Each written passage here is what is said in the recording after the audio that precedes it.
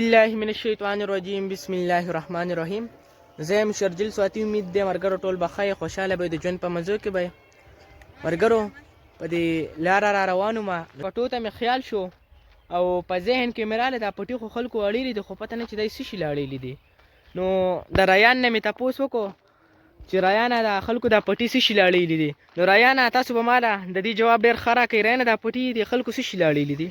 دا یې دې لپاره واړېده چې لږ پاسته شي بیا دویم پرې راړه چې پای کې غنم وکري.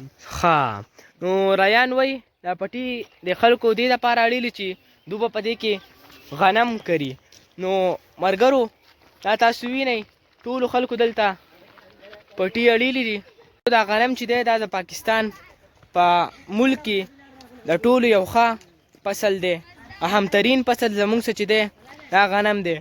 نو ریان راله دلته دا غنم راواخیسته دا وایي دا د بل کال پراته دي.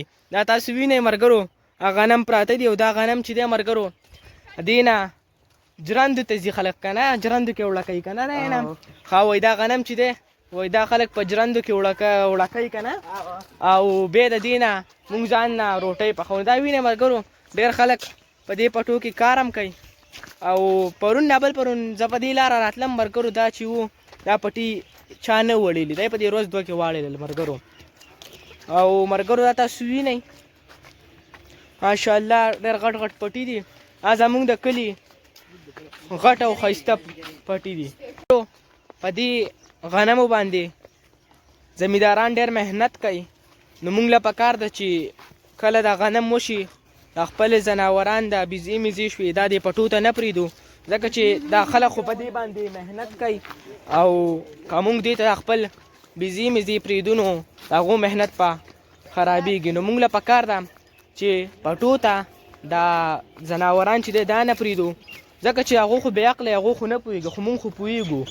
نو موږ له پکار ده چې پټو ته دا ځناوران نه پرېږدو. دا وینه خلکو محنت کړی دی او دا چرګې اوس دې ته راغلی دي که نه نو دا خو په دې باندې خلکو محنت کړی دی. دا تاسو وینئ اوسو نو موږ له پکار ده چې داسې کار نه کوو. تاسو وینئ مرګرو دا اوس ته دې سړي پټی دی او دا ته دا چرګې اوس شړي. نو موږ له دا پکار ده چې دې پټو ته دا ځناوران نه راپرېږدو ځکه دو خو نه پوهېږي.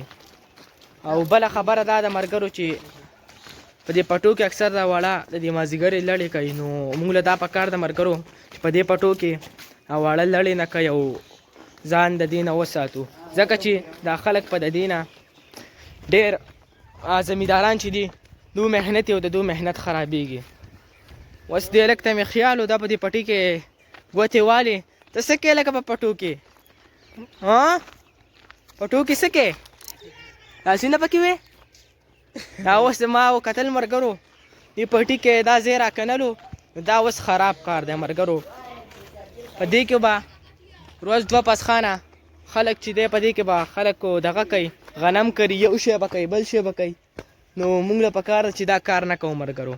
بس مرګرو دا زموږ نننۍ ویډیو امید ده ستاسو ټولو به خوښه شوي او بلال لا ته پکې آواز وکړو ودرېږه چې بلال طرف ته ورشو. بلال خوا ته ورځو تاسو ته میلاوېږم مرګرو. بلال پکې راورسېدو. بلاله څنګه یې؟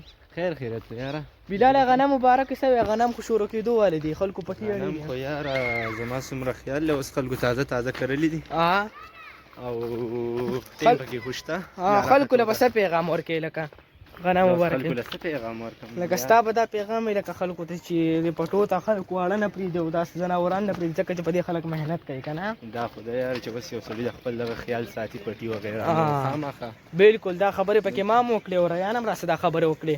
مرګرو دا زموږ نننۍ چې کومه ویډیو وه په غنمو مبارک امید دی تاسو ټولو به خوښه شوي. په لوی الله هم سپارم د الله په امان.